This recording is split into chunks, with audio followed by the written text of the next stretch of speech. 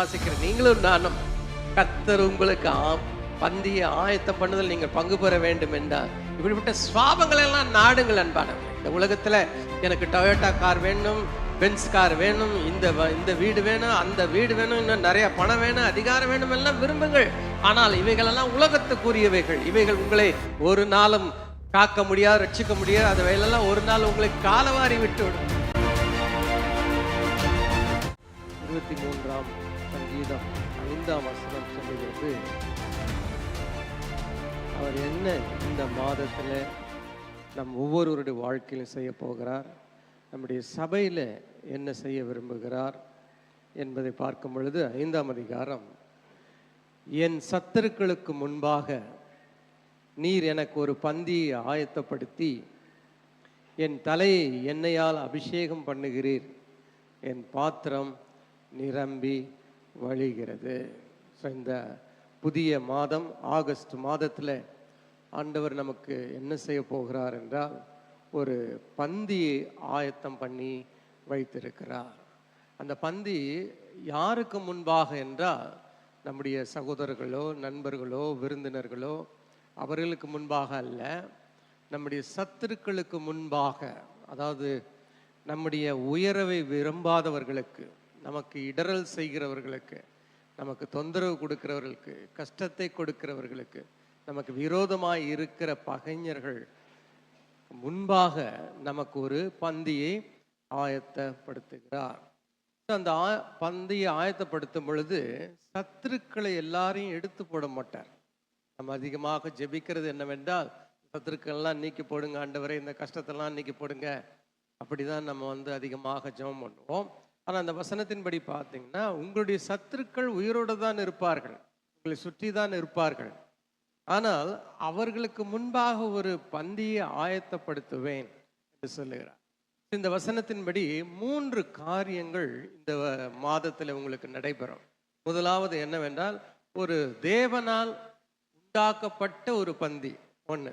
ரெண்டாவது, அவர் தலையை எண்ணெயால் அபிஷேகம் பண்ணுகிறார். ரெண்டாவது, முதலாவது பந்தி ஆயத்தப்படுத்தப்படுகிறது, பின்பு உங்கள் தலை எண்ணெயினால் அபிஷேகம் பண்ணப்படும், மூன்றாவது உங்களுடைய பாத்திரம் நிரம்பி வழிகிறதாக இருக்கும். இந்த 3 காரியங்களையும் ஆண்டவர் இந்த மாதத்தில் நம் ஒவ்வொருவருக்கும் செய்வார் என்று வாக்கு கொடுக்கிறார். அதில் ஒரே ஒரு கண்டிஷன் என்னவென்றால், நீங்களும் நானும் அவருக்கு ஆடுகளாக இருக்க வேண்டும். அவர் நமக்கு மேய்ப்பனாக இருந்தால்தான் இது நடக்கும். ஏன்னா ஆட்டு மந்தைக்கு வெளியே இருக்கிற ஆடுகள் அநேகம் இருந்தாலும் அவைகளுக்கு இந்த ஆசீர்வாதங்கள் கிடையாது, இந்த நன்மைகள் கிடையாது, இந்த உதவிகள் கிடையாது. யார் இயேசுவை தங்களுடைய சொந்த மேய்ப்பனாக, அவருடைய சத்தத்தை கேட்கிற ஆடுகளாக இருந்தால்தான் இந்த ஆசீர்வாதங்கள். இல்லை என்றால் அந்தரங்கத்திலேயோ மந்திரத்தினாலேயோ இந்த 3 நம்மை தேடி வராது. அப்ப இந்த முதலாவது இந்த பந்தியை பற்றி சொல்லப்படும் பொழுது, இந்த பந்தி எப்படிப்பட்டதாக இருக்கும் என்றால், வெளியிலே உங்கள் சத்துருக்கள் இருப்பார்கள், அவர்கள் உங்களை கவனித்து கொண்டிருப்பார்கள், உங்கள் மேல கண்களை வைத்திருப்பார்கள். நீ எப்படி போகிறீர்கள், வருகிறீர்கள், எப்படி வேலை செய்கிறீர்கள், வாழ்கிறீர்கள் என்பது எல்லாவற்றையும் அவருடைய கண்கள் பார்த்து கொண்டு தான் இருக்கும். ஆனால் ஆண்டவர் என்ன செய்வார் என்றால், உங்களுக்காக ஒரு பந்தி என்று சொல்லும் பொழுது, பந்தி என்கிற வார்த்தை நம்முடைய நடைமுறையில் எப்பொழுது உபயோகப்படுத்துகிறோம் என்றால், இந்த கல்யாணத்தில் ரிசப்ஷன் போகும் பொழுது முதல் பந்தி, 2வது பந்தி அப்படி என்று சொல்வார்கள். அந்த பந்தி என்கிற வார்த்தையை அர்த்தம் என்னவென்றால், ஒரு தாராளமாக இருக்கிற ஒரு சூழ்நிலை, தாராளமாக விருந்து உண்ணுகிற ஒரு அனுபவம். எது வேண்டுமானாலும் அன்றைக்கு கிடைக்கும். எத்தனை முறை நீங்கள் சாப்பாடு வேணாலும் கேட்டு வாங்கிக்கலாம், கறி வாங்கிக்கலாம், எது வேண்டுமென்றாலும் கேட்டு கேட்டு வாங்கி உங்களுக்கு அது கொடுக்கப்படும். அப்படிப்பட்ட ஒரு தாராளமான ஒரு விருந்தை ஆண்டவர் இந்த மாதத்திலே நமக்காக வைத்திருக்கிறார். அல்ல சொல்லுவோம், விசுவாசிப்போம் அதை அந்த பந்தியில. சரிங்களா? அப்போ இந்த பந்தி எதை குறிக்கிறது என்றால், சாப்பிடுவதை குறிப்பதில்லை. அவருக்கு ஓகே அந்த நாட்கள்ல. நமக்கு இந்த பந்தி எதை குறிக்கிறது என்றால் ஓய்வை குறிக்கிறது. இந்த 7 மாதங்கள் நீங்கள் சஞ்சலத்தின் நடுவே சென்றிருக்கலாம், கஷ்டங்கள் நடுவே சென்றிருக்கலாம், பிரச்சனைகள் நடுவே, ஏமாற்றங்கள் நடுவே, சில பதில் வராத ஜபங்கள் நடுவே நீங்கள் போயிருப்பீர்கள் என்றால் அவைகளுக்கெல்லாம் பதில் தரக்கூடிய விதத்துல இந்த ஆகஸ்ட் மாதத்திலே தேவன் நமக்கு எல்லாமாக இருக்க போகிறார். அவர் மாத்திரமே போதும் என்று சொல்கிற அளவுக்கு ஒரு திருப்தியை கொடுக்கிற ஒரு தாராளமான பந்தி உங்களுக்காக இந்த 30 நாட்களிலே ஆயத்தம் செய்யணும். அதே சமயத்தில் இளைப்பாறுதல் என்று எடுத்துக்கொள்ளலாம். ஏனென்றால் இந்த 4ஆம் வசனத்தை வாசித்து பார்ப்பீர்கள் என்றால், நான் மரண இருளின் பள்ளத்தாக்கில் நடந்தாலும் பொல்லாப்புக்கு பயப்படேன், தேவரீர் என்னோடு கூட இருக்கிறீர், உமது கோலும் உமது தடியும் என்னை தேற்றும். அந்த 4வது வசனத்தின்படி என்ன சொல்கிறார் என்றால், மரணத்தை ஏற்படுத்துகிற பள்ளத்தாக்கிலே நான் போகும் பொழுது பொல்லாப்பை கண்டு பயப்படுகிற ஒரு சூழ்நிலை வந்தது. ஆனால் கர்த்தர் மெய்ப்பராக இருக்கிறபடினால் இந்த 7 மாதங்களிலே அவர் என்னை நடத்தின விதத்தை பார்க்கும் பொழுது அதை குறித்து இனிமேல் எனக்கு பயம் இல்லை. பயப்படுகிற சூழ்நிலை நான் கடந்து வந்து விட்டேன். அதோடு கூட அந்த வசனம், உமது கோலும் உமது தடியும் என்னை தேற்றும், என்னை ஆறுதல் படுத்தும். அந்த ஆறுதல் படுத்தின அந்த அனுபவத்திலிருந்து இந்த அடுத்ததாக இந்த மாதத்தில் அவர் என்ன செய்கிறார் என்றால், அந்த பயத்தையும் நீக்கி போட்டாரு, அந்த தேறுதலையும் ஆறுதலையும் கொடுத்து இப்ப என்ன பண்றாருன்னா ஒரு ஓய்வெடுக்கிற ஒரு சூழ்நிலை, ஒரு இளைப்பாறுதலை கொடுக்கிற ஒரு சூழ்நிலை. அல்லது இப்படி எடுத்துக்கலாம், ஓடிக்கொண்டே இருக்கிறோம், அந்த ஓடிக்கொண்டிருக்கிறத நிறுத்தி ஒரு நிம்மதியான வாழ்க்கை. எப்படின்னா நம்ம சொல்றோம் இல்லையா, ஆஸ்பத்திரிக்கு போகிறோம், அட்மிட் ஆகிறோம், சுகமாக்குறோம், டாக்டர் டிஸ்சார்ஜ் பண்ணுகிறார், வீட்டுக்கு வருகிறோம். இப்போ எப்படிங்க இருக்காருங்க, டாக்டர் சொல்லியிருக்காரு பெட் ரெஸ்ட் எடுக்கணும், அதான் அந்த இளைப்பாறுதல். இப்பெல்லாம் okay, now you can relax, அதான் அதோடைய அர்த்தம். அப்போ இந்த ஆகஸ்ட் மாதத்துல தேவன் நமக்கு இளைப்பாறுதலையும் ஒரு நிம்மதியும் ஒரு திருப்தியான வாழ்வை நமக்கு வைத்திருக்கிறார் அன்பானவர்களே. சரி, அதை எப்படி பிராக்டிகலாக நமக்கு செய்வார்? நான் பொதுவாக உங்களுக்கு ஆறுதல் தருவார்னு சொன்னா அதே போதும். ஆனால் அதை எப்படி நமக்கு செய்வார் என்பதை உங்களுக்கு ஒரு நடைமுறையில் நடைபெற்ற ஒரு சம்பவத்தை சொல்லி அதில் விளக்க விரும்புகிறேன். இந்த தாவீதுக்கு என்ன நடந்தது என்றால், 1 சாமுவேல் 23ஆம் அதிகாரத்தில் அவனுக்கு உயிருக்கு ஆபத்து வருகிறது. ஓடுகிறான், ஓடிக்கொண்டே இருக்கிறான், அவனும் பின் தொடர்ந்து கொண்டே இருக்கிறான். எப்பொழுதும் அவன் மரித்து விடலாம் என்கிற சூழ்நிலை வந்தது. சத்துரு கையில சிக்கி கொண்டு நாம் மரித்து போவோம் என்ற பயங்கள் எல்லாம் தாவீதுக்கு இருந்தது. அப்பொழுது அவன் 23ஆம் அதிகாரத்தில் கேகிலா பட்டணத்தாரை பற்றி வாசிக்கிறோம், நீங்கள் வீட்டில் போய் வாசிக்கலாம். அப்பொழுது அந்த பட்டணத்தை பிடிப்பதற்காக பிலிஸ்தியர்கள் வந்து விடுகிறார்கள். அவர்களுக்கு விடுதலை கொடுப்பதற்கு தாவீது உதவி செய்வதற்காக தேவனிடத்துல ஆலோசனை பெறுகிறான். இவனுடைய உயிருக்கே ஆபத்து, ஆனால் இவன் என்ன செய்கிறான், இன்னொரு கூட்டத்தாரை, இன்னொரு கூட்ட மக்களை ரட்சிப்பதற்காக அவன் முயற்சி எடுக்கிறான். அதை தேவனிடத்துல கேட்கிறான். மனுஷர்களை கேட்டான். மனுஷர்கள் என்ன சொன்னாங்கன்னா, ஐயோ நம்ம இருக்கிறது இங்க பயந்து கொண்டு இருக்கிறோம். 3ஆம் வசனத்துல பெலிஸ்தருக்கு எதிராக எப்படி போறது என்று the majority was not supporting him. அவனுக்கு உதவி செய்யவில்லை. இந்த மெஜாரிட்டி என்ன செய்தார்கள்னா, வேணாம், ஐயோ நம்மளே பரதேசிங்க, நம்மளே ஓடிக்கொண்டு இருக்கிறோம், உயிருக்கு பயந்து நீ என்னப்பா இப்படி சொல்றீர்கள் என்று சொன்னார்கள்.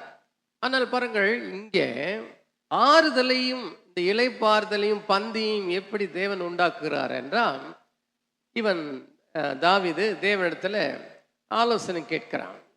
அப்போ ஆண்டவர் சொல்றாரு, நீ போ, நான் அவர்கள் உங்கள் கையில கொடுக்கிறேன்னு சொல்லி அவர் அவனுக்கு உற்சாகப்படுத்துகிறார். அவன் போய் அது வெற்றியை பெற்றுக்கொள்கிறான். 12ஆம் வசனத்துல, கேகிலார் பட்டணத்தில் என்னையும் என் மனுஷன் சவுலின் கையில் ஒப்பு கொடுப்பார்கள் என்று தாவீது கேட்ட இது எப்படின்னா, அவர்கள் வெற்றியை கொடுத்த பின்பு இந்த கேகிலா பட்டணத்தார் சவுலுக்கிட்ட சொல்லிடுவாங்க, இந்த ஊர்ல தான் தாவீது இருக்கிறான் என்று. இங்கேதான் பாருங்கள், நன்மை பெற்றவர்கள் சத்துருக்களாக மாறுகிறார்கள், கூடவே இருக்கிறவர்கள் சத்துருக்களாக மாறிவிடார். இதுதான் அந்த பந்தியை ஆயத்த பண்ணுவதற்கு நம் கூடவே சத்துருக்கள் இருப்பார்கள். நம்முடைய வேலை செய்கிற இடங்களிலே, வீடுகளிலே, சபையிலே, அல்லது எங்க போனாலும் சரி, நமக்கு எதிராக வேலை செய்கிற கிரியை செய்கிற சத்துருக்கள் இருப்பார்கள். இங்கே நன்மையை பெற்றுக்கொண்ட கேகலா பட்டணத்தாரே நன்மை செய்தவனுக்கு தீமை செய்கிறதை பார்க்கிறோம். இது நம்ம விசுவாசிகள் கிறிஸ்துவுக்குள்ளே நடக்கிற யாவருக்கும் துன்பப்படுவது தேவ சித்தம் என்று சொல்லப்பட்டிருக்கிறது. உங்களுக்கு சத்துருக்கள் இல்லை என்றால் தான் நீங்கள் கவலைப்பட வேண்டாம். சத்துருக்கள் உங்களுக்கு இருக்கிறார்கள் என்றால் தேவன் உங்களோடு கூட இருக்கிறார் என்ற அர்த்தம். சரிங்களா? யாருடன் தேவன் வாசம் பண்ணுகிறாரோ வாழ்கிறாரோ அவனை சுற்றி எதிரிகள் எப்பொழுதுமே இருந்து கொண்டிருப்பார்கள். அதுவும் யார் அவர்கள் என்றால் உங்களிடத்தில் நன்மை பெற்றவர்கள், உங்களால் ஆசீர்வதிக்கப்பட்டவர்கள், உங்களுக்கு நன்மை செய்ய வேண்டும் விரும்பினார்கள் இல்லையா, அவர்களையே உங்களை சத்துருக்களாக நீங்கள் நினைக்க வேண்டிய காலங்கள் வரும். சரி, அந்த மாதிரியாக வரும் பொழுது அங்கே தாவீது தப்பித்து போய்விடுகிறார். தப்பித்து போன பின்பும் இப்பொழுது அந்த நன்மையை பெற்று கொண்டவர்கள் என்ன செய்கிறார்கள் என்றால் சவுலுக்கு சொல்லிவிடுகிறார்கள். ஆனால் பாருங்கள், இதுதான் பந்தியை ஆயத்தப்படுத்தனுடைய அர்த்தமே இதுதான். 14ஆம் வசனத்துல தாவீது வனாந்தரத்தில் உள்ள அரணான ஸ்தலங்களில் தங்கி சீப்பு என்னும் வனாந்தரத்தில் ஒரு மலையில் மேல் தங்கி இருந்தான். மலை மேல இருக்கிறான். அங்கே எப்பொழுது எனக்கு சவுல் அனுதினமும் அவனை தேடியும் தேவன் அவனை அவன் கையில் ஒப்பு கொடுக்கவில்லை. அல்லேலூயா. அர்த்தம் என்ன? தாவீது மலை மேல இருக்கிறான். சவுல் அனுதினமும் படையோட அவனை பிடிப்பதற்கு நாள் முழுது ஒவ்வொரு நாளும் அவன் சுற்றி அலைந்து திரிகிறான். அந்த சுற்றி அலைந்து திரிகிறது தான் சத்துருக்களை உட்கார வைத்து உங்களை திருப்தி பண்ணுகிறதுனுடைய அடையாளம். அன்பானவர்களே, சவுல் என்கிற சத்துரு தாவீதை பிடிக்கும்படியாக சுற்றுகிறான். ஆனால் ஒண்ணுமே செய்ய முடியவில்லை. ஏனென்றால் தேவன் தாவீதை அவன் கையிலே ஒப்பு கொடுக்கவில்லை. அதே மாதிரி இந்த மாதத்துல ஆண்டவர் உங்களை அழிக்க விரும்புகிறவர்கள், உங்களுக்கு எதிராக இருக்கிறவர்கள், உங்களை பிடிக்காதவர்கள், உங்களுக்கு தீமை செய்கிறவர்களுக்கு முன்பாக அவர்கள் செய்கிற எதுவுமே உங்களை பாதிக்காதபடி வேலி அடைத்து அதுல இளைப்பாறுதல் பண்ணி அதுல நீங்கள் அமைதியோடு ஆண்டவரை மகிமைப்படுத்தும்படியான ஒரு 30 நாட்களை ஆண்டவர் வைத்திருக்கிறார். அன்பானவர்களே, அல்லேலூயா சொல்லுவோமா? தேவன் அவன் கையில் ஒப்பு கொடுக்கவே இல்லை. ஆனா அது ஒன்னாச்சா அப்படின்னா எதிரிகளை பார்க்க வச்சு அடிக்கிறது, அல்லது எதிரிகளை பார்க்க வச்சு அவனுங்களை இன்னும் இளைய பண்ண செய்கிறது. உங்களை வைத்து, அவரை இல்லை, உங்களை வைத்து உங்கள் சத்துருக்களுக்கு சோர்வை தேவன் தர வல்லவராக இருக்கிறார். அதனால என் சத்துருக்கள் எல்லாம் எடுத்து போடும் என்று ஜெபிக்காதீர்கள். இந்த மாதம் இருக்கட்டும், அவர்கள் இருக்கட்டும், அவர்களுக்கு முன்பாக உங்களை உயர்த்தி பந்தியிலே தன்னோடு கூட உட்கார வைத்து அனுபவிக்கணும் என்று ஆசைப்படுங்கள், ஜெபம் பண்ணுங்கள்.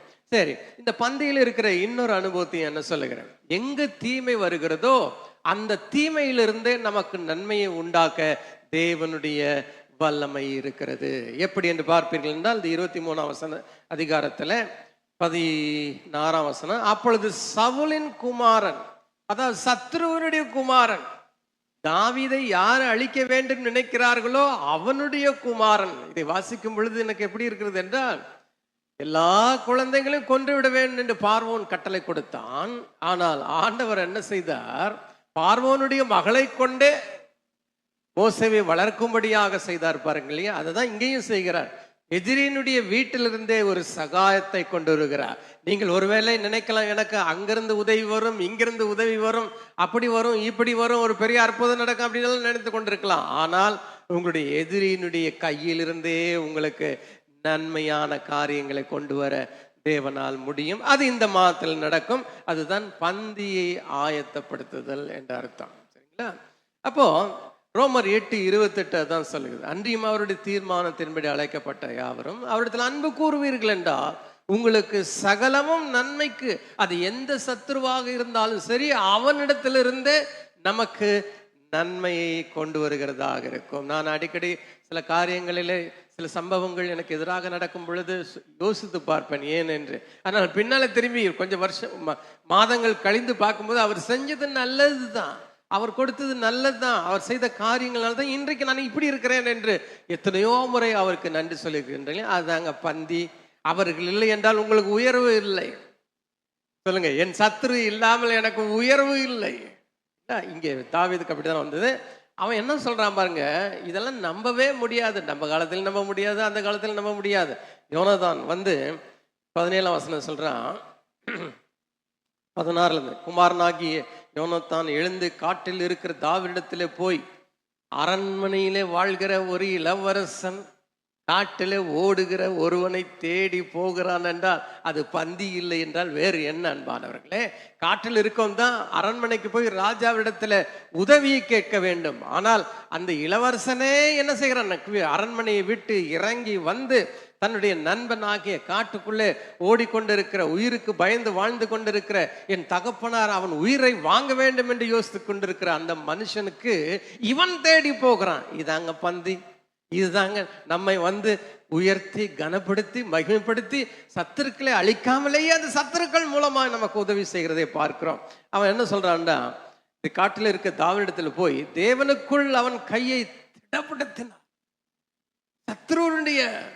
சத்ருவைய தன் தகப்பனுடைய சத்ருவைய இந்த சவுலுடைய மகன் அவனை உற்சாகப்படுத்துறான். என்ன சொல்றான்? நீ பயப்படாதே, எங்க அப்பா இப்படிதான் இருப்பாரு, சத்ருவா தான் இருப்பாரு, கடைசி வரைக்கும் சத்ரு தான். ஆனா நீ பயப்பட வேண்டாம், உனக்கு கர்த்தர் ஒரு பந்தியை ஆயத்தம் பண்ணி. எப்படி? என் தகப்பனுடைய கையை உம்மை கொண்டு கண்டுபிடிக்கவே முடியாது. அவர் என்ன முயற்சி பாருங்க, எவ்வளவு உற்சாகப்படுத்துறான் பாருங்க. ஒரு ராஜாவினுடைய பிள்ளை தன் தகப்பனால ஒன்றும் செய்ய முடியாதுப்பான்னு எந்த மகனும் சொல்ல மாட்டான். அதை கேட்டால் அந்த அப்பாவுக்கும் பிடிக்காது இல்லையா? அப்ப சொல்ற, நீ இஸ்ரவேலின் மேல் ராஜாவாய் இருப்பீர். அது யாருடைய ஸ்தானம்? பரம்பரையா சொத்து யாருடையது என்றால் யோனத்தானுடையது. ஆனா அவனே என்ன சொல்லுகிறான்? நீ தான் அடுத்த ராஜா. இதாங்க பந்தி, இதுதாங்க நம்மை உயர்த்துகிறது, இதுதான் நம்மை கனம் பண்ணுகிறது. ராஜாவா இருப்பேர், அப்பொழுது நான் இரண்டாவதாக இருப்பேன். இப்படிப்பட்ட மக்கள் எல்லாம் சபைக்குள்ளையும் நம்முடைய வீடுகளிலும் இருப்பார்கள் என்றால் அந்த வீடும் சபையும் பரலோகமாக இருக்கும். ஆனால் அப்படி இல்லையே. ஆனா இங்கே இருக்கிறான் ஒரு மனுஷன். ஆகையினாலே மற்றவர்களும் ஏன் வாழ முடியாது என்று நான் கேட்கிறேன். நான் ஏன் வாழ முடியாது? நீங்கள் இரண்டாவதாக இருப்பதிலேயே திருப்தி. நீ ராஜாவாகு, என் தகப்பனுடைய எதிரியாக இருக்கிற நீ வாழு, நான் உனக்கு சப்போர்ட் பண்றேன், I will be assisting you என்று சொல்லுகிற மனிதர்கள் எங்கே இந்த காலத்துல? இந்த காலத்துல கால்களை கழுவ வேண்டிய நாம் மற்றவர்கள் நம்முடைய கால்களை கழுவ வேண்டும் என்று தான் விரும்புகிறோம். நாம் அதிகாரியாகத்தான் இருக்க விரும்புகிறோம். நான் தான் உயர்ந்திருக்க வேண்டும் விரும்புவே தவிர இயேசுவை போல குனிய கூட அநேகருக்கு, கிறிஸ்தவ விசுவாசிகளுக்கு முடியாமல் இருக்கு இந்த காலத்துல. அந்த காலத்துல இருந்த ஒரு மனுஷனுடைய காரியத்தை ராஜ்யத்தையே விட்டு கொடுக்கிறானா. ராஜ்யத்தை விட்டு கொடுத்தவர்களை நல்ல உதாரணம் யார் என்றால் மோசே. தேவன் சொன்னார் அதை செய்வேன் என்று தன்னுடைய ராஜாங்க பதவியை இறக்கி வைத்து விட்டு இருந்தானாம். இந்த நாட்களிலே அப்படிப்பட்ட விசுவாசிகள் எங்கே? நீங்களும் நானும் ஏன் இருக்கக்கூடாது? இருப்பீர், அப்பொழுது நான் உமக்கு இரண்டாவதாக இருப்பேன். அப்படி நடக்கும் என்று என் தகப்பனாகிய சவுலுக்கும் தெரியும். பாருங்க, என்ன அண்டர்ஸ்டாண்டிங் ஆஃப் த சிச்சுவேஷன் பாருங்க. அந்த சூழ்நிலையை எப்படி அறிந்து வைத்திருக்கிறான்.